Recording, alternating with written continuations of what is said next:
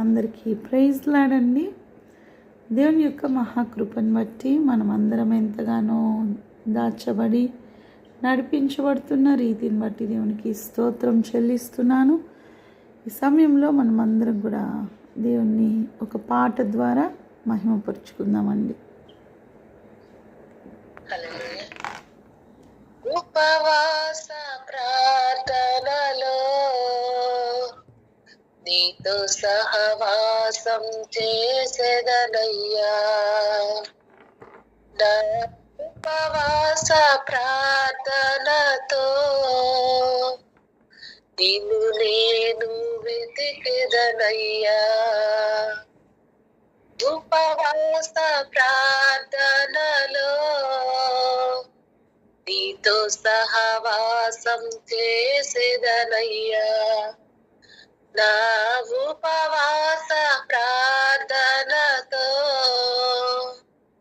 నిన్ను నేను వెతికెదనయ్యా. నా పాప క్రియలన్నీయు నే విడిచిపెట్టెదనయ్యా. నా దోషములు మన్నించి నన్ను పరిశుద్ధునిగా మార్చయ్యా. నాశము పోవాలయ్యా. నాకు దీనత్వము ఇవ్వయ్యా. యేసయ్యా నా స్వయము చావాలయ్యా. నీవు నాలో బ్రతకాలయ్యా. నా ఉపవాస ప్రార్థనలో నీతో సహవాసం చేసేదనయ్యా. నా ఉపవాస ప్రార్థనతో నిన్ను నేను వెతికెదనయ్యా. మోషే ఉపవాసముండి ప్రార్థించినప్పుడు నీ ధర్మశాస్త్రమును అందించినావు. మోషే ఉపవాసముండి ప్రార్థించినప్పుడు నీ ధర్మశాస్త్రమును అందించినావు. నేను ఉపవాసముండి ప్రార్థించుచుండగా నేను ఉపవాసముండి ప్రార్థించుచుండగా నా ఎడల నీ చిత్తము తెలియజేయుము.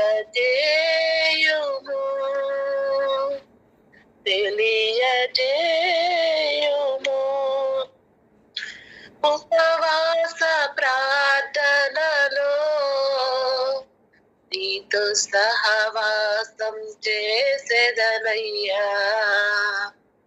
నా ఉపవాస ప్రార్థనతో నిన్ను నేను వెతికెదనయ్యా. దానియేలు ఉపవాసముండి ప్రార్థించినప్పుడు రాబోయే సంగతులను చూపించినావు. దానియేలు ఉపవాసముండి ప్రార్థించినప్పుడు రాబోయే సంగతులను చూపించినావు. నేను ఉపవాసముండి ప్రార్థించుచుండగా నేను ఉపవాసముండి ప్రార్థించుచుండగా నూతన దర్శనము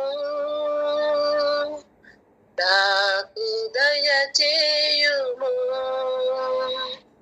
నాకు దయచేయుము. ఉపవాస ప్రార్థనలో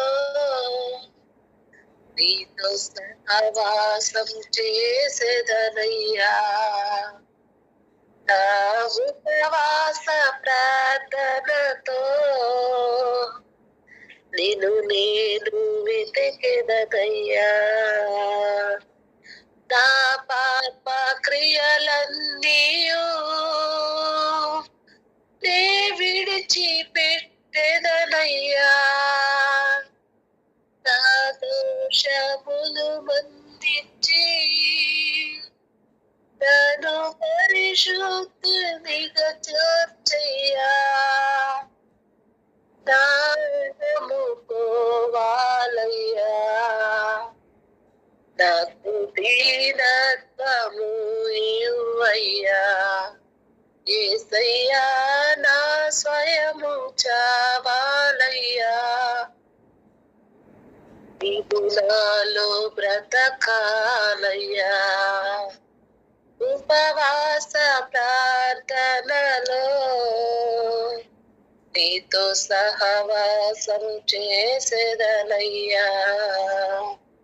నా ఉపవాస ప్రార్థనతో నీవు దేవుడు వెతికెదనయ్యా. హల్లెలూయా. ఆమేన్. హల్లెలూయా. దేవునికి స్తోత్రము, మహిమ కలుగునుగాక. ఉపవాస ప్రార్థన ఎంత గొప్పదో మనము చూసామండి. మనము ఉపవాసము ద్వారా దేవునితో సహవాసం చేసేవారి ఉంటే ఎంతో ఎంతో గొప్ప అద్భుత కార్యాలు చూడవచ్చండి. ఉపవాసంలో, దేవుని సహవాసంలో మనం ఏమి పొందుకుంటాము అని ఈరోజు మనం ధ్యానించుకుంటే 80వ కీర్తన 19వ వచనం చూద్దామండి.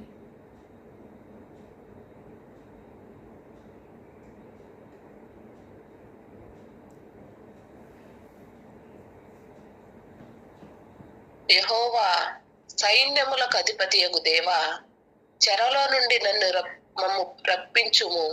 మేము రక్షణ నొందునట్లు నీ ముఖ కాంతి ప్రకాశింపజేయము.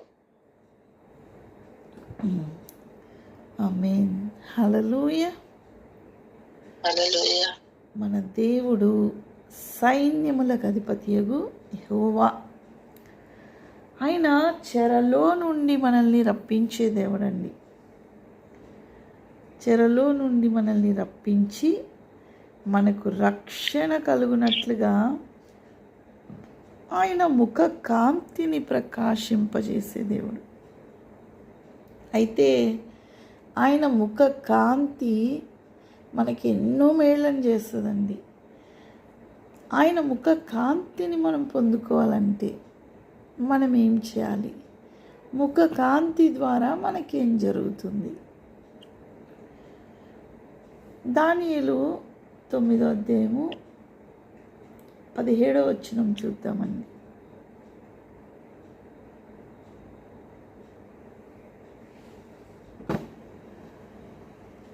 ఇప్పుడైతే మా దేవా, దీనిని బట్టి నీ దాసుడు చేయు ప్రార్థనలను విజ్ఞాపనలను ఆలకించి ప్రభువు చిత్తానుసారముగా శిథిలమైపోయిన నీ పరిశుద్ధ స్థలము మీదకి నీ ముఖ ప్రకాశము రానిమ్ము. ఆమేన్. హల్లెలూయా. హల్లెలూయా. ఎప్పుడైతే మనము ఉపవాసం ఉండి ప్రార్థిస్తామో మన ప్రార్థన విజ్ఞాపనలు ఆలకించి దేవుడు పాడైపోయిన పరిస్థితిని, ఆ స్థలము మీదకి ఆయన ముఖ కాంతి ప్రకాశింప చేస్తాడు. దేవుని ముఖకాంతి మన కుటుంబాల మీదకి, పాడైపోయిన మన జీవితాల మీదకి, పాడైపోయిన మన వ్యాపారమైన, ఉద్యోగమైన, భవిష్యత్ అయినా, మరి ఏదైనా సరే మన పిల్లల జీవితాలైనా తిరిగి కట్టబడతాయండి. ఆమేన్. హల్లెలూయా. హల్లెలూయా. శిథిలమైపోయి పాడైపోయిన స్థలాల్ని బాగు చేయగలిగిన దేవుని ముఖకాంతి ఈరోజు మన యొద్దకు వస్తుందండి. ఆమేన్. హల్లెలూయా. హల్లెలూయా. ఎంత గొప్ప ధన్యత. ఆయన ముఖ కాంతి మన యొద్దకు రావాలంటే మనము ఆయన వైపు తిరిగి ఆయనతో కూడా సహవాసం చేయాలి. ఉపవాసము ద్వారా సహవాసం చేయాలి. సంఖ్యాకాండము 6వ అధ్యాయము 24 నుండి 26 వరకు చూద్దామండి. సంఖ్య 6 24 నుంచి 26 వరకు. యెహోవా నిన్ను ఆశీర్వదించి నిన్ను కాపాడునుగాక. యెహోవా నీకు తన సన్నిధిని ప్రకాశింపజేసి నిన్ను కరుణించునుగాక. యెహోవా నీ మీద తన సన్నిధి కాంతి ఉదయింపజేసి నీకు సమాధానము కలుగుజేయునుగాక. దేవుడు మనల్ని ఆశీర్వదించి కాపాడే దేవుడు. దేవుడు తన సన్నిధి కాంతిని ప్రకాశించి కరుణించే దేవుడు. దేవుడు ఆయన సన్నిధి కాంతి ఉదయింపచేసి సమాధానం ఇచ్చే దేవుడు. ఇవన్నీ మాకు కావాలి అంటే మనమైతే దేవునితో ఉపవాసం ఉండి సహవాసం చేయాలండి. ఆమేన్. హల్లెలూయా. దేవుని సన్నిధి మనకు వస్తుంది, దేవుని ఆశీర్వాదం వస్తుంది, సమాధానం వస్తుందండి. ఇవి లేకుండా ఏ ఒక్క జీవితము లేదు, ఏ జీవితం కూడా లేదండి. 4వ కీర్తన 6వ వచనము.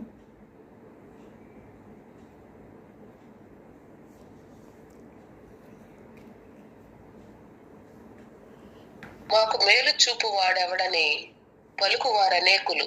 యెహోవా నీ సన్నిధి కాంతి మా మీద ప్రకాశింపజేయము.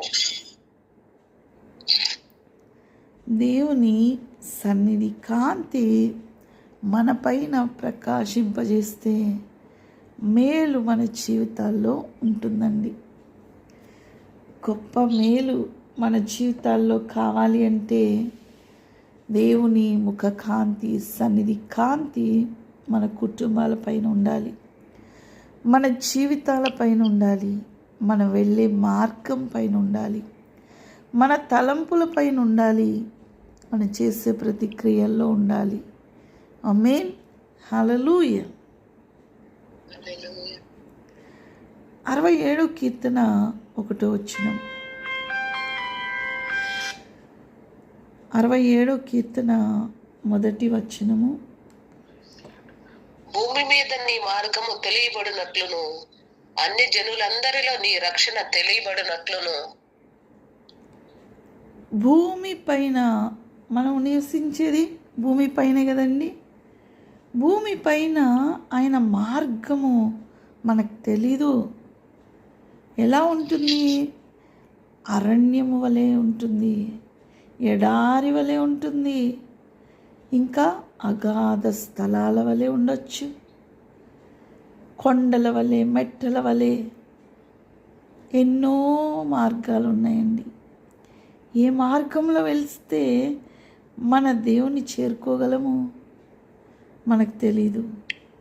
అన్ని జనులందరిలో నీ రక్షణ తెలియపరచబడినట్లుగా ఉండాలి అంటే ఉపవాసము ద్వారా దేవునితో సహవాసం చేయాలి.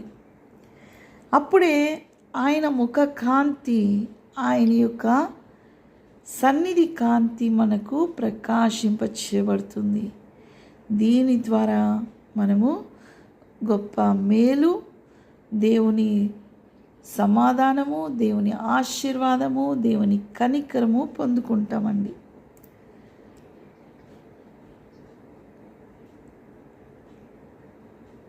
నూట 19వ కీర్తన 135వ వచనము.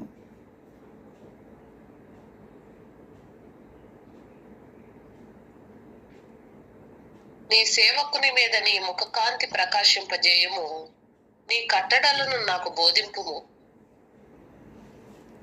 అంటే దేవుని కట్టడలు మనకు బోధించబడాలి అంటే దేవుని ముఖ కాంతి మనకు కావాలండి.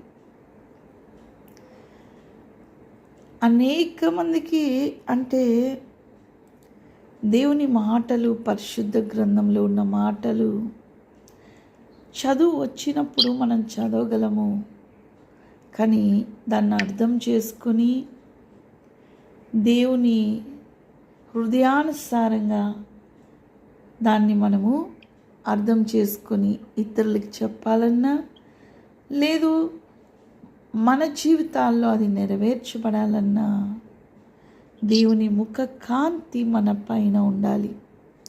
ఆమేన్, హల్లెలూయా. అంటే ఈరోజు ఆయన కట్టడలు లేదా ఆయన వాక్యము బోధిస్తున్న మన పైన ఆయన ముఖ కాంతి ఎంతో అవసరము. అది ఉంది, అది ఉండాలి అన్నది మనకు తెలుసుకోవాలండి. మనం అంటే దానికంతటికంటే ముందు మనం కొన్ని ప్రార్థన చేసుకోవాలి. ఆయన ముఖ కాంతిని మన జీవితాల్లోనికి రమ్మని, తీసుకురమ్మని, ఆ ముఖ కాంతి లేనిదే మనం ముందుకు వెళ్ళలేమని. ఒక మాట జ్ఞాపకం చేసుకుందామండి. మోషే ఇజ్రాయేల్ ప్రజల్ని నడిపించేటప్పుడు అంటే ఆయన ముఖ కాంతి సన్నిధి ఉండబట్టే వారి ప్రయాణం సాగుతుందండి. ఎప్పుడైతే అవిధేయతతోటి దేవునికి కోపం తెప్పించారో, నేను ఇంకా మీతో కూడా నేను రాలేను, ఫలానా చోటికి మీరు వెళ్ళండి అని దేవుడు చెప్తే మోషే అన్నాడు, దేవా నీ సన్నిధి లేకుండా ఒక్క అడుగు కూడా మేము వెళ్ళలేము. ఆమేన్, హల్లెలూయా. అంటే ఆ ముందు వరకు దేవుని సన్నిధి వారితో ఉంది.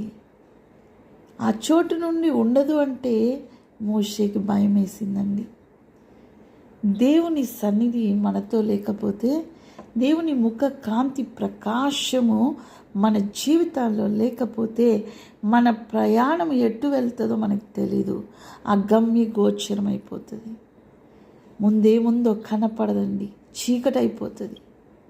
కానీ ఆయన సన్నిధి ఉంటే దావీదు వలె ధైర్యంగా ఉంటామండి. గాఢాంధకార చీకటి అయినా సరే నేను సంచరిస్తే కూడా ఏ అపాయంకి భయపడనయ్యా అంటున్నాడు. ఆమేన్, హల్లెలూయా. ఎందుకు అంటే దావీదు గారికి తెలుసండి, నా దేవుడు గొప్ప ప్రకాశమానమైన దేవుడు. ఆయన నాతో ఉంటే, నా పక్షంలో ఉంటే నేను వెళ్ళే మార్గం అంతా కూడా దేవుని సన్నిధి వెలుగు ప్రకాశిస్తుందని. దానియేలు 9:3 చూద్దామండి.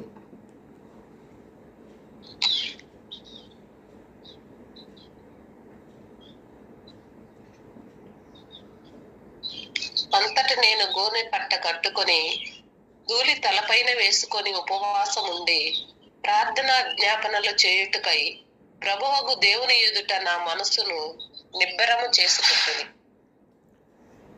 ఇప్పటి రోజుల్లో మనం గోనె పట్ట కట్టుకునే అవసరం లేదు. బూడిద లేదా ఏదైనా ధూళిని మన తలపైన వేసుకునే అవసరం లేదు. కానీ మన హృదయం అయితే మన మనస్సుని నిబ్బరము చేసుకొని సంపూర్ణంగా దేవుని వైపుకి మార్చుకోవాలండి. ఆయన ఎదుట నిలుపుకోవాలి. ఎందుకు అంటే మన ప్రార్థన అంగీకరించే దేవుడు, మన మొరలు ఆలకించే దేవుడు, మనకు సమీపంగా ఉండే దేవుడు, మన కొరకు మనం ఇప్పుడు చెప్పుకున్నవన్నీ దయచేసే దేవుడు. ఆయన ముఖ కాంతి ప్రకాశం అంటే ఎప్పుడైతే ఆయన సన్నిధి, ఆయన సహవాసం మనం తీసేసుకుంటామో ఆ క్షణం నుండి దేవుని ఆశీర్వాదము, దేవుని యొక్క సన్నిధి, దేవుని సమాధానము మన కుటుంబాల్లో ఉంటుందండి. మనకు మేలు కలగాలి అంటే దేవుని సన్నిధి ముఖ కాంతి ప్రకాశించాలి మన కుటుంబాల పైన. ఆమేన్, హల్లెలూయా. దానియేలు 9:7 చూద్దామండి. ప్రభువా, నీవే నీతిమంతుడవు, మేమైతే సిగ్గుచేత ముఖ వికారం ఉందిన వారము. మేము నీ మీద తిరుగుబాటు చేసితిమి, దానిని బట్టి నీవు సకల దేశములకు మమ్మను తరిమితివి. యెరూషలేములోను యూదా దేశములోను నివసించుచు స్వదేశ వాసులుగా ఉన్నట్టు పరదేశ వాసులుగా ఉన్నట్టు ఇజ్రాయేలీయులందరికీ మాకును ఈ దినము సిగ్గే తగ్గి ఉన్నది. ఇక్కడ దానియేలు ప్రార్థిస్తున్నాడండి. తన కుటుంబ పక్షంలో కానే కాదు, తన దేశ పరిస్థితులను బట్టి. దానియేలు రాజా కాదండి, రాజుగా ఏమి అభిషేకించబడలేదు. దానియేలుకి ఏమి అంటే గొప్ప పదవిలో ఉన్నాడు కనుక తన ప్రజల కొరకు చేసుకుంటున్నాడన్న స్వార్థం కాదండి. తను కూడా దేవునికి ఇష్టలైన ఇజ్రాయేల్ ప్రజల్లోని ఒకడు గనుక తన పితరులందరూ చేసిన దోషాన్ని మేము అని చెప్పుకుంటున్నాడు. మేమందరం అని చెప్పుకొని తమ తప్పుని, వారందరి తప్పుల్ని తన మీద కూడా వేసుకొని ప్రార్థిస్తున్నాడండి. దేవుని సన్నిధిలో ఎవరి తప్పైనా సరే మనది కూడా ఆ తప్పు ఉంటుందండి. మనకు తెలియదు కొన్ని తప్పులు మనం చేసామా చేయలేదా, కానీ ఆయన సన్నిధిలో ఎప్పుడైతే తగ్గించుకొని మనల్ని మనం అప్పగించుకుంటామో ఆయన ముఖ కాంతి మన పైన పడుతుంది. మేము నీ పైన తిరుగుబాటు చేశామయ్యా, మాకు ఈ దినము కలిగిన ఈ సిగ్గు తగినది అని ఆయన చెప్తున్నాడు. అవమానం ఎవరికి ఇష్టమండి? సిగ్గుపరచబడడం ఎవరికి ఇష్టము? కానీ మా తప్పిదము వలనే ఈరోజు ఇలాంటి దినం మేము చూస్తున్నామని తను తాను తగ్గించుకుంటూ దానియేలు గారు ప్రార్థిస్తున్నారు. అంటే దేవుని వైపు మన మనస్సు నిలుపుకోవడం ఏంటి అంటే మనల్ని సంపూర్ణంగా దేవుని కొరకు అప్పగించుకొని మన అహంకారము, మన గర్వము, మన యొక్క ఈగో ఫీలింగ్స్ ఏమున్నా పక్కన పెట్టి దేవుని ఎదుట తగ్గింపుగా మనల్ని తగ్గించుకోవడం. కాబట్టి సకల దేశాలకి తరిమేవయ్యా, మాదే తప్పు నాయనా, తిరుగుబాటు చేశాం కదా, తగిన ప్రతిఫలము మేము అనుభవిస్తున్నాం కనుక ఒకసారి పరదేశులుగా అంతా ఉన్నాం, ఇలాంటి సిగ్గుపరచబడే దినము మాకు తగినదే అని ఒప్పుకుంటున్నాడండి. తర్వాతగా 10వ వచనం చూద్దామండి. 10వ వచనం, దానియేలు 9వ అధ్యాయము 10వ వచనం. ఆయన తన దాసులకు ప్రవక్తల ద్వారా మాకు ఆజ్ఞలు ఇచ్చి వాటిని అనుసరించి నడుచుకొనవలెనని సెలవిచ్చెను. కానీ మేము మా దేవుడైన యెహోవా మాట వినకపోతిమి. ఇప్పుడు కూడా ఏమంటున్నాడు? దేవుడు ఊరికినే ఒక్క మాట వినలేదని ఏదైనా నేర్పిస్తూ శిక్షిస్తూ ఉండే దేవుడు కాదండి. దేవుడు నేర్పిస్తాడు, అనేక ఛాన్స్ ఇస్తాడండి. ప్రవక్తల ద్వారా చెప్పిస్తున్నాడంట, సేవకుల ద్వారా చెప్పిస్తాడు, ఆయన వాక్యం చదువుతున్నప్పుడు బోధిస్తాడు. ఎన్ని రకాలుగా చెప్పినా అవన్నీ వినకుండా ఎప్పుడైతే మనం నిర్లక్ష్యం చేస్తామో అప్పుడే దేవుని ముఖ కాంతిని కోల్పోతాము. నిర్లక్ష్యం మన జీవితాల్లో, దేవుని కార్యాల్లో ఉండకూడదు. ఏ శ్రమలో అలాంటి నిర్లక్ష్యము మనలో, మన కుటుంబాల్లో వేరుతో సహా ఎండిపోవునుగాక. ఆమేన్, హల్లెలూయా. 15వ వచనం అండి, దానియేలు 9వ అధ్యాయము 15వ వచనము. ప్రభువా మా దేవా, నీవు నీ బాహుబలము వలన నీ జనమును ఐగుప్తులో నుండి రప్పించుట వలన ఇప్పటి వరకు నీ నామమునకు ఘనత తెచ్చుకుంటివి. మేమైతే పాపము చేసి చెడు నడతలు నడిచిన వారము. ఆయనే వీళ్ళు అడగకుండానే దేవుడు ఏర్పాటు చేసుకున్న ప్రజలండి. ఎన్నో సమయాల్లో ఆయన నడిపించుకున్నాడు, ఆయన ఐగుప్తు బానిసత్వం నుండి తిరిగి విడిపించాడు. కానీ మళ్ళీ చెడు నడతలు నడిచేవారిగా వారు ఉన్నారు. వారి తరాలు ఉన్నాయి. ఈరోజు మనలో, మన తరాల్లో కేవలము మనము అంటే మనమే కాదండి, ఆది నుండి మన తరం అంతా కూడా దేవునికి జ్ఞాపకం ఉంటుంది. మన తరంలో ఎవరు విధేయత చూపించారో, ఎవరు అవిధేయత చూపించారో మనకు తెలుసా అండి? కానీ దానియేలు వంటి ప్రార్థన మనం చేస్తున్నామా? దానియేలు వంటి ప్రార్థనతోటి దేవుని సన్నిధిని వెతుకుతున్నామా? 18వ వచనం చూద్దామండి. నీ గొప్ప కనికరములను బట్టియే మేము నిన్ను ప్రార్థించుచున్నాము గాని మా స్వనీతి కార్యములను బట్టి నీ సన్నిధిని నిలువబడి ప్రార్థించుటలేదు. మా దేవా, చెవియొగ్గి ఆలకింపుము. నీ కన్నులు తెరిచి నీ పేరు పెట్టబడిన ఈ పట్టణము మీదకి వచ్చిన నాశనమును, నీ పేరు పెట్టబడిన ఈ పట్టణమును దృష్టించి చూడుము. ఇక్కడ ఆయన కనికరము బట్టి మనం కూడా ప్రార్థన చేయగలమండి. ఈరోజు ఉపవాస ప్రార్థన చేసే భాగ్యము దొరకడం లేదా? ఆయన కనికరం కావాలి మనకు. మొదట ఆ భాగ్యం ఇవ్వమని ఆయన కనికరం కొరకు మనము ప్రార్థన చేయాలండి. ఈ 40 days నేను కూడా ఉపవాసంలో ఉన్నాను. రోజు 3 గంటలకు తింటున్నాను.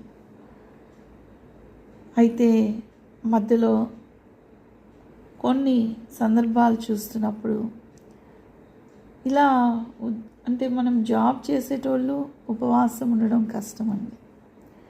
మధ్యలో డ్రాప్ అవ్వాలన్నా, ఎలా ఇది కంటిన్యూ చేయాలన్నా అన్న డౌట్లు అపవాది ఎన్నో పెడుతుందండి. ఏదైనా ఒక నిర్ణయం దేవుని కోసం తీసుకుంటే ఆటంకాలు వస్తాయి, అనారోగ్య సమస్యలు వస్తాయి, కష్టం అనిపిస్తుంది, వీలు కాదనిపిస్తుంది. కానీ తిరిగి దేవుడు మాట్లాడతాడు. ఆమేన్, హల్లెలూయా. దేవుడు అంటున్నాడు, ఏం పర్వాలేదు, ఉపవాసము ద్వారా నా ముఖ కాంతిని మీరు తెచ్చుకోబోతున్నారు. ఆమేన్, హల్లెలూయా. ఆయన ముఖ కాంతే మన బలమండి.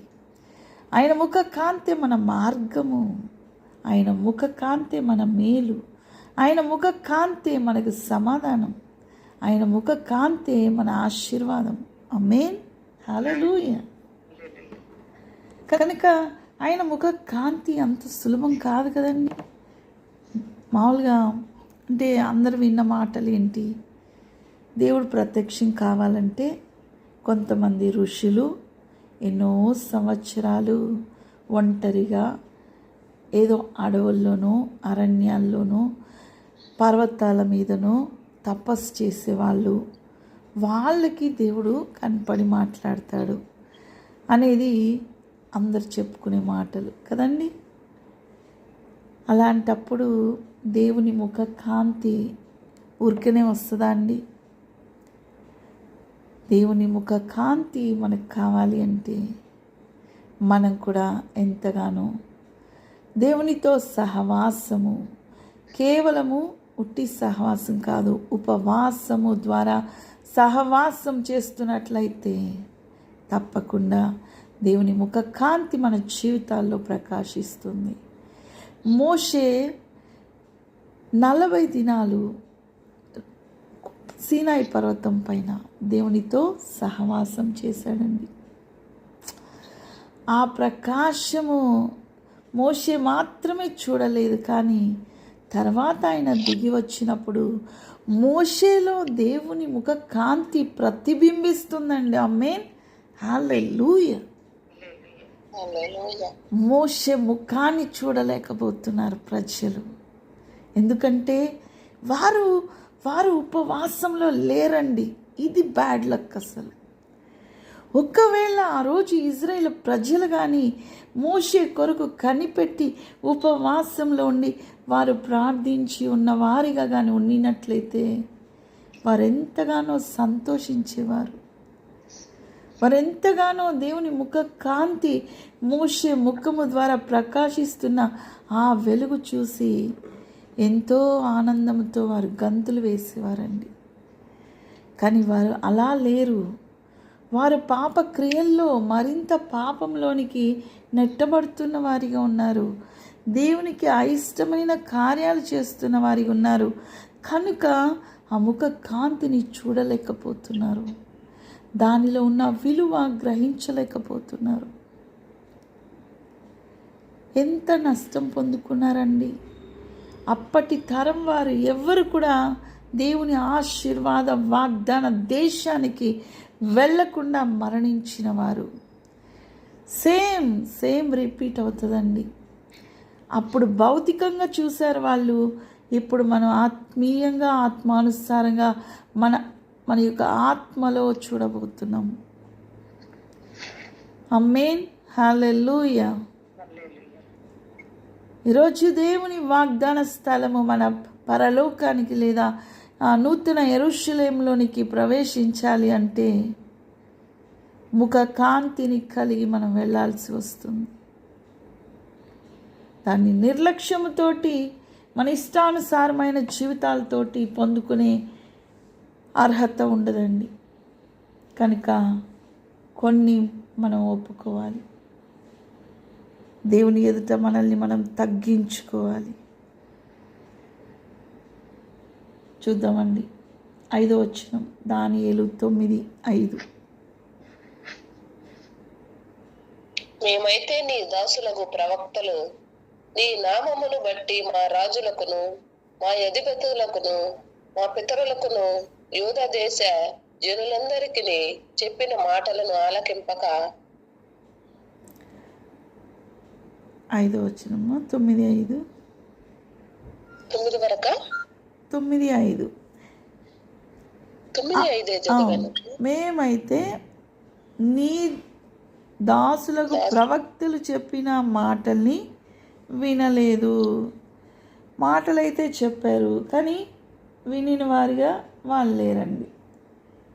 ప్రవక్తలు మాటలన్నీ చెప్పారు, కానీ వీరు ఆలకించలేదు. ఇప్పుడు కూడా దేవుని మాటలు మన ఎద్దుకు వస్తున్నాయి. మనం ఆలకించకపోతే అప్పటి వారిగా మనం కూడా ఉంటామండి. మాట చెప్తామండి. నేను, నా కుటుంబము, నా పిల్లలు, మా తరాలు, నేను, నా కుటుంబము, మా పిల్లలు, మా తరాలు ప్రవక్తల ద్వారా దేవుడు మాతో మాట్లాడే మాటలు ఆలకించి ప్రవక్తల ద్వారా దేవుడు మాతో మాట్లాడిన మాటలు ఆలకించి ఆ ప్రకారము జీవించే మనసుని మాకు దయచేదేవా. ఆ ప్రకారం జీవించే మనసును మాకు దయచేయము దేవా. దీని ద్వారా మీ సన్నిధి ప్రకాశం మా కుటుంబాలపైకి దిగి రావాలి నాయనా. దీని ద్వారా నీ సన్నిధి ప్రకాశము మా కుటుంబాల మీద దయచేయము తండ్రి. మా జీవితాల మీదకి దయచేయనైనా. మా జీవితాల మీదకు దయచేయము నాయన. మేము వెళ్ళే ప్రతి మార్గంలో మీ సన్నిధి కాంతిని దయచేయనైనా. మేము వెళ్ళే ప్రతి మార్గంలో నీ సన్నిధిని దయచేయనైనా. అది లేకుండా మేము ఒక్క అడుగు కూడా ముందుకు వెళ్ళలేమయ్యా. అది లేకుండా మేము ఒక అడుగు కూడా ముందుకు వేయలేము తండ్రి. తప్పకుండా మీరే మా అధిపతి, మీరే మా మార్గమునైనా. తప్పకుండా మీరే మా అధిపతి, మా మార్గం నాయనా. సంపూర్ణంగా మీకు అప్పగించుకుంటున్నానయ్యా. నన్ను, నా కుటుంబాన్ని, నా పిల్లల్ని, మా తరాల్ని సంపూర్ణముగా నీకు సమర్పించుకుంటున్నాను నాయనా. మమ్మల్ని, మా కుటుంబాన్ని, మా పిల్లల్ని, మా తరాలని. ఆమేన్, హల్లెలూయా. ఆమేన్, హల్లెలూయా. ఈ మాటలు జ్ఞాపకం చేసుకుందామండి. మీరు ఏ పనిలో ఉన్నా, ఏ పని చేస్తున్నా, పడుకున్నా, నిద్రపోయినా, కూర్చున్నా, లేచినా మన తలంపులు ఇవిగా ఉండాలి. ఈ ఉపవాస దినాల్లో ఈ యొక్క లెంట్ సీజన్ అని ఎందుకు పెట్టుకున్నామండి? ప్రతిదీ మళ్ళీ తిరిగి దేవుని చేరే వరకు కూడా మన ప్రార్థనలకు కంటిన్యూ ఉండాల్సిందే. కానీ ప్రత్యేకించబడి ఈ 40 దినాలు ఇవన్నీ ఎందుకు చేయాలి, ఎందుకు ఆచరించాలి ఇవన్నీ అంటే తిరిగి తగ్గింపును కలిగి మనం ప్రార్థించే అనుభవంలోనికి సంపూర్ణంగా మనల్ని సమర్పించుకునే అనుభవంలోనికి మనం వెళ్ళాలి. 6వ వచనం చూద్దామండి. నీ ఆజ్ఞలను నీ విధులను అనుసరించట మాని పాపులమును దుష్టుములనై చెడుతనమునందు ప్రవర్తించుచు తిరుగుబాటు చేసిన వారము. కాబట్టి ఆయన ఆజ్ఞల్ని అనుసరించలేదు, పాపులుగా దుష్టులుగా మార్చబడి చెడుతనముతోటి తిరుగుబాటు చేసే మనసండి.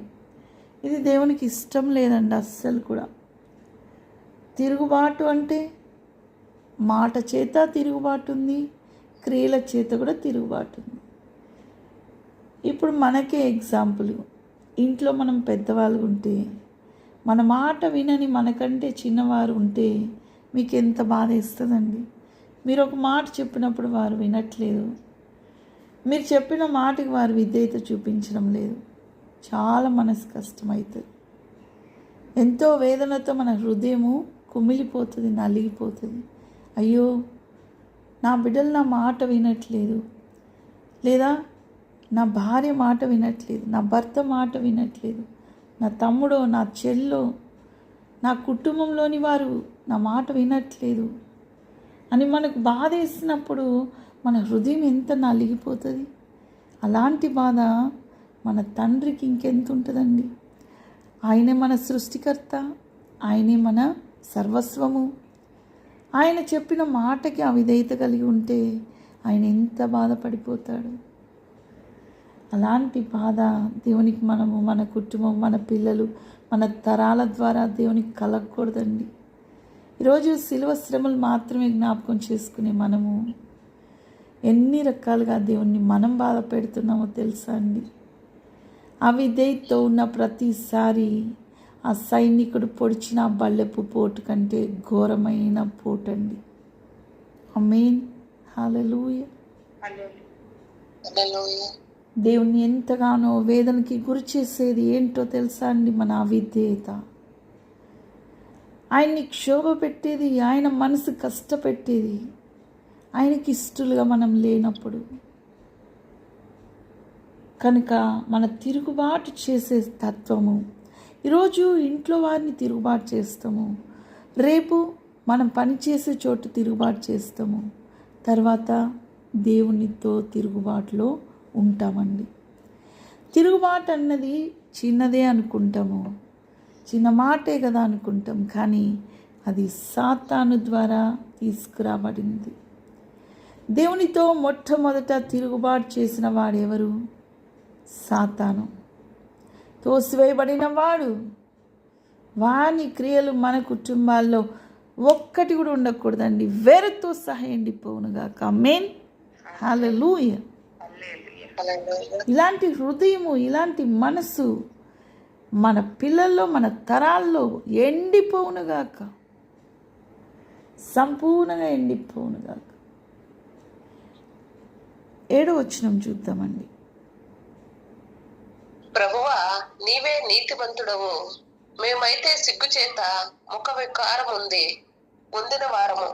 మేము నీ మీద తిరుగుబాటు చేసితిమి, దానిని బట్టి నీవు సకల దేశములకు మమ్మను తరిమితివి. యెరూషలేములోను యూదా దేశములోను నివసించుచు స్వదేశ వాసులుగా ఉన్నట్టు పరదేశ వాసులుగా ఉన్నట్టు ఇశ్రాయేలీయులందరికీ మాకును ఈ దినము సిగ్గే తగి ఉన్నది. కాబట్టి నీవే నీతిమంతుడు కదండి, ఆయన నీతిని మనకి ఇచ్చాడండి. దానియేలు ప్రార్థించేటప్పుడు దేవుని నీతి మాత్రమే ఉంది దేవుని యొద్ద. కానీ మనం వచ్చిన మన తరానికి అప్పటి దానియేలు ప్రార్థన కూడా మన తరానికి వర్తిస్తుందండి. మనకైతే ఆయన నీతినిచ్చాడు. ఆయన సొంత నీతినిచ్చిన దేవుని కొరకు ఎంత అవిధేయత, సిగ్గుమాలిన పని చేస్తున్నామండి. తన నీతినే దానంగా ఇచ్చిన దేవుడు మనము అవిశ్వాసముతో దేవుని మాటలకు అవిధేయత చూపిస్తున్న ప్రతిసారి ఎంతగా దేవుణ్ణి దిగజారుస్తున్నామండి, తిరుగుబాటు చేస్తున్నామో మనకు తెలియట్లేదు. అందుకని అప్పుడైతే వారు సకల దేశాలకి తరిమి కొట్టబడ్డారు. కానీ ఇప్పుడైతే మనము మన దేశంలోని, మనం పుట్టి పెరిగిన ప్రాంతంలోని ఎలాంటి ఇబ్బంది లేకుండా ఎంతో హాయిగా జీవించటానికి, సుఖశాంతులతో మనము వర్ధిల్లటానికి దేవుడు అవకాశం ఇస్తున్నాడే. ఎంత గొప్ప భాగ్యం, ఎంత ధన్యత. జ్ఞాపకం చేసుకుంటున్నామా? దేవుని మేలులు జ్ఞాపకం చేసుకుంటున్నామా? నా ప్రాణమా యెహోవాను సన్నుతించుము, నా అంతరంగంలోని సమస్తమా ఆయన నామాన్ని గణపరచాలి. ఆయన చేసిన మేలు ఎన్నడూ కూడా మరవకూడదంటండి. మనం చేసుకుంటున్నామా? జ్ఞాపకం చేసుకుంటున్నామా? 9 చూద్దామండి. 8, 9 చూద్దాం. దానియేలు 8 9వ అధ్యాయము 8వ వచనం 9వ వచనం. ప్రభువా, నీకు విరోధముగా పాపం చేసినందున మాకును, మా రాజులకును, మా అధిపతులకును, మా పితరులకును ముఖము చిన్నపోవునట్లుగా సిగ్గే తగి ఉన్నది. మేము మా దేవుడైన యెహోవాకు విరోధముగా తిరుగుబాటు చేసితిమి. అయితే ఆయన కృపా క్షమాపణ గల దేవుడై ఉన్నాడు. ఆమేన్. హల్లెలూయా. హల్లెలూయా. మనము సిగ్గుపరచబడే ప్రతిసారి అవమానం మనకు మాత్రమే కాదు, మరి ఎక్కువగా ఇప్పుడు శిరస్సై ఉన్నటువంటి మన ప్రభువుకు కూడా సిగ్గుపరచబడే ప్రతి క్షణము మన దేవుని కూడా సిగ్గుపరుస్తున్నామండి. మన తిరుగుబాటు తత్వము, మన అవిధేయత దేవుని తలదించుకునేలా చేయకూడదండి. కానీ మన దేవుడైతే కృపా క్షమాపణలు కలిగిన దేవుడు, క్షమించుటకు సిద్ధ మనసు కలిగిన దేవుడు. దాని కొరకు మనం ఏం చేయాలి అంటే ఉపవాసము ద్వారా దేవునితో సహవాసం కలిగి ఉండాలి. ఆమేన్. హల్లెలూయా. హల్లెలూయా. తిరిగి మనం ఆయన ముఖ కాంతిని పొందుకోవచ్చండి. తిరిగి ఆయన మేలు మనకు దయచేస్తాడు. తిరిగి ఆయన ఆశీర్వాదంలోనికి నడిపిస్తాడు. తిరిగి ఆయన మనకు ఆయన కృప కనికరములు కుమ్మరిస్తాడు. సమాధానం మన జీవితాల్లో దయచేస్తాడండి. 14వ వచనం చూద్దామండి. 9:14. మేము మా దేవుడైన యెహోవా మాట వినలేదు గనుక ఆయన తన సమస్త కార్యముల విషయమై న్యాయస్థుడై ఉండి సమయము కనిపెట్టి ఈ కీడు మా మీదకి రాజేసెను. అంటే మాట వినని ప్రతిసారి ఒక కీడు పొంచి ఉందని మనం తెలుసుకోవాలండి. ఏదైనా ఒక కీడు మన జీవితంలో వచ్చిందా, వెంటనే మనం ఏం చేయాలండి? నా విధేయతను మన్నించుదేవా, నా యొక్క అవిశ్వాసాన్ని, తిరుగుబాటు తత్వాన్ని కొట్టివేసి బాగు చేయదేవా, నా పాడైపోయిన స్థితి మీదకి నీ ముఖకాంతిని దయచేదేవా అని మనం ప్రార్థించాలండి. దీని ద్వారా మనం తిరిగి కట్టబడతాం. ఆమేన్. హల్లెలూయా. ఏ రీతిగా అయితే దానియేలు ప్రార్థన ఆలకించబడి తిరిగి కట్టబడి చెదరగొట్టబడిన ప్రజలందరూ తిరిగి సమకూర్చబడ్డారు. ఎంత కష్టమండి. ఎప్పుడో పుట్టినవారు, ఎక్కడెక్కడో పుట్టినవారు చెల్లా చెదురుగా అనేక దేశాలకి చెదరగొట్టబడిన తర్వాత తిరిగి వారిని సమకూర్చబడటానికి కంటే ముందు ఒక కొంతమంది ప్రార్థన అవసరమండి. మన జీవితాలకు కూడా మన పాడైపోయిన స్థితిని బాగు చేసుకోవటానికి కొంతమంది ప్రార్థన అవసరం. ఆ కొంతమందిని కూడా దేవుడు మనకి ఇస్తాడు. ఆమేన్. హల్లెలూయా. 11వ వచనమండి. ఇశ్రాయేలీయులందరూ నీ ధర్మశాస్త్రమును అతిక్రమించి నీ మాట వినక తిరుగుబాటు చేసిరి. మేము పాపము చేసేతిమి గనుక నేను శపించేదనని నీవు నీ దాసుడగు మోషే ధర్మశాస్త్రమందు ప్రమాణము చేసి ఉన్నట్లు ఆ శాపమును మా మీద కుమ్మరించితివి. అయితే అతిక్రమము చేసిన ప్రతిసారి అంటే మనకి తెలుసండి, ఇజ్రాయెల్ ప్రజలు ఎంతగా తిరుగుబాటు చేశారో, ఎంతగా దేవుని మేలులు చూస్తూ కూడా చూడనట్టుగా సంతృప్తి లేని వారిగా చాలా చాలా తిరుగుబాటు చేశారు. దాని ద్వారా ప్రతిఫలం వారు చూశారు. కానీ ఈరోజు మన తిరుగుబాటు మన అవిధేయత మన కుటుంబాల మీదకి రాకుండా మన దేవుని కనికరం మనకు కలగాలని ప్రార్థన చేసుకుందామండి. అంతేకాదు ఇంకా 13వ వచనంలో చూస్తే చెడు నడత ద్వారా, దేవునికి ఇష్టం లేని నడత ద్వారా తిరుగుబాటు చేయడం, దేవుని సమాధానాన్ని కోల్పోయిన వారిగా ఉండడం, దేవుడు నడిపించిన మార్గంలో నడవలేకపోవడం, ఇవన్నీ కూడా మన తిరుగుబాటుకు వచ్చే ప్రతిఫలం అండి. అయితే 19వ వచనం చదువుకుందామండి. 9:19. ప్రభువా ఆలకింపుము, ప్రభువా క్షమింపుము, ప్రభువా ఆలస్యం చేయక చెవియొగ్గి నా మనవి చిత్తగించుము. నా దేవా, ఈ పట్టణమును ఈ జనమును నీ పేరు పెట్టబడినవే, నీ ఘనతను బట్టియే నా ప్రార్థన వినుమని వేడుకొట్టిని. ఆమేన్. హల్లెలూయా. హల్లెలూయా. వేడుకునే సమయం అండి. మనం కూడా మన కుటుంబాల పక్షంలో, మన పిల్లల పక్షంలో, మన పిల్లల పిల్లల తరాల పక్షంలో, మన దేశం పక్షంలో, దేశాల నివాసుల పక్షంలో, సంఘాల పక్షంలో, విశ్వాసుల పక్షంలో వేడుకోవలసిన వారిగా ఉంటున్నాము. ఇవన్నీ కూడా ప్రార్థనలు, ఉపవాస ప్రార్థనలు చేయాల్సిన దినాలు.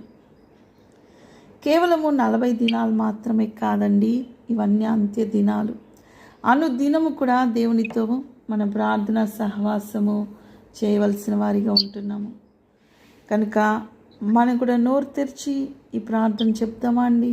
మనందరి పక్షంలో, ప్రభువా ఆలకించుము, ప్రభువా ఆలకింపుము, ప్రభువా క్షమించుము, ప్రభువా క్షమింపుము, ప్రభువా ఆలస్యము చేయక మా చెవి యొగ్గుము, ప్రభువా ఆలస్యము చేయక మా చెవి యొగ్గుము, మా మనవి చిత్తగించుము, మా మనవి చిత్తగించుము. మా దేవా, నా దేవా, మా జీవితాలను, మా మా కుటుంబాల యొక్క జీవితాలను, మా కుటుంబాల యొక్క మా జీవితాలను, పిల్లల తరాల జీవితాలను, మా పిల్లల తరాల జీవితాలను, మా యొక్క దేశం యొక్క జీవితాలు, మా దేశంలో ఉన్న వారి యొక్క జీవితాలు, మా దేశంలో ఉన్న వారి యొక్క జీవితాలు, మా సంఘాల్లో ఉన్న వారి యొక్క జీవితాలు, మా సంఘాల్లో ఉన్న వారి యొక్క జీవితాలు, మా ప్రార్థనా సహవాసంలో ఉన్న వారి యొక్క జీవితాలు, మా ప్రార్థన సహవాసంలో ఉన్న వారి యొక్క జీవితాలు తిరిగి బాగు చేయమయ్యా. తిరుగుబాటుమయ్యా. మా యొక్క అవిధేయతను క్షమించయ్యా. మా యొక్క విధేయతను క్షమించయ్యా. మా తిరుగుబాటు తత్వాన్ని వేరుతో సహా తీసివేనైనా, మా తిరుగుబాటు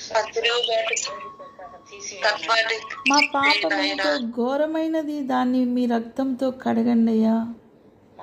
మా పాపం ఎంతో ఘోరమైనది, నీ రక్తంతో కడుగయ్యా.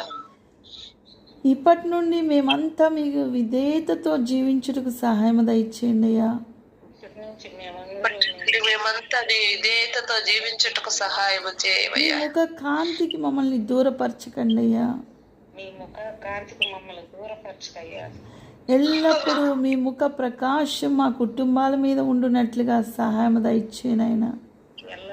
ఎల్లప్పుడూ నీ ముఖ ప్రకాశము మా కుటుంబం మీద ఉన్నట్లు సహాయం చేయయ్యా. సమస్తాన్ని యేసు శక్తుల నామములో అడిగి వేడుకుంటున్నామయ్యా. సమస్తాన్ని యేసు వాళ్ళ శక్తి నామంలో అడిగి వేడుకుంటున్నామయ్యా. ఆమేన్. ఆమేన్. హల్లెలూయా. ఆమేన్. హల్లెలూయా. అవునండి, దానియేలు వంటి ప్రార్థన ఈరోజు మీరు, నేను, మనమందరం చేసి ఉంటుండగా యేసు నామములో ఆయన యొక్క ముఖ కాంతి మన కుటుంబాల మీద ప్రకాశించునుగాక. ఆయన ముఖ కాంతి మన కుటుంబాల మీదకి వచ్చినప్పుడు మన కుటుంబము వర్ధిల్లబోతుంది, ఆశీర్వదించబడబోతుంది. మన కుటుంబం పైన ఉన్న కీడు కొట్టివేయబడుతుంది. ఆ సిగ్గుపరచబడే దినాలు కొట్టివేయబడబోతున్నాయి. ఆ యొక్క వేదన దినాలు కొట్టివేయబడబోతున్నాయి. ఆ బంధకాల్లో నుండి విడిపించబడబోతున్నారు. ఆ యొక్క సమాధానం లేని స్థితిలో నుండి దాటి సమాధానకరమైన, సంతోషకరమైన, ఆరోగ్యకరమైన దినాలు చూడబోతున్నాము. దేవుని యొక్క సంపూర్ణమైనటువంటి ఆయన యొక్క ఆనందంలోనికి, ఆయన యొక్క మేలులోనికి మనందరినీ నడిపించునుగాక. ఆమేన్. హల్లెలూయా. మహోన్నతుడ, మహాకృప కనికరం కలిగిన దేవా, సర్వోన్నతుడవయ్యా, సర్వశక్తిమంతుడివి, సర్వజ్ఞుడు నా తండ్రి, సర్వ సృష్టికర్తవయ్యా. నీ వంటి వారు ఎవరున్నారు నా ప్రభువా? నీ ముఖ కాంతి చూడాలని మాకు ఎంత ఆశ ఉంటుందో కదా నాయన. ఇదిగో నా తండ్రి, ఈరోజు మీ ముఖ కాంతి మాకు దయచేసే మార్గము తెలిపినందుకు వందనాలు, స్తోత్రమయ్యా. ఉపవాసములో సహవాసము ద్వారా మీ ముఖ కాంతి మేము పొందుకోగలము. ఆ ముఖ కాంతి ద్వారా మా కుటుంబాల ఉన్నటువంటి సమస్తమైనటువంటి చీకటి శక్తులు, అంధకార శక్తులు, దుష్ట దురాత్మ శక్తుల యొక్క ప్రభావము, బంధకాల నుండి విడుదల అన్నిటి నుండి నా ప్రభా మేము విడిపించబడిన తండ్రి, మాకున్న శాపము నుండి విడిపించబడినైనా ఇదిగో నా తండ్రి, మీ యొక్క ఆశీర్వాదములోనికి, మీ కనికరములోనికి, మీ సమాధానములోనికి, మీరిచ్చే మేల్లోనికి మేము వెళ్ళగలమని మాట్లాడిన ప్రతి మాట మా కుటుంబాల్లో నెరవేర్చబడి మీ కొరకు సాక్షులుగా మమ్మల్ని, మా కుటుంబాలని నిలబెట్టుకునమని ఇదిగోనైనా తలపెట్టే ప్రతి కార్యాలని ఆశీర్వదించి సఫలపరిచిన తండ్రి, కుటుంబాలని వర్ధిల చేయండి.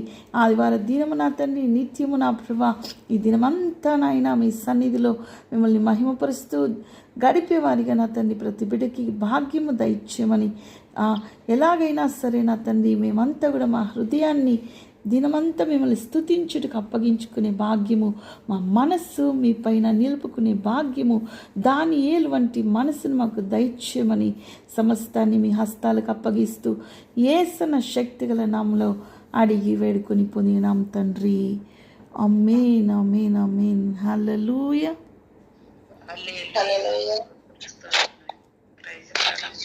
ప్రైజ్ లార్డ్ అక్క. దేవునికి వందనాలు. దేవుని నామానికి మహిమ కలుగునుగాక.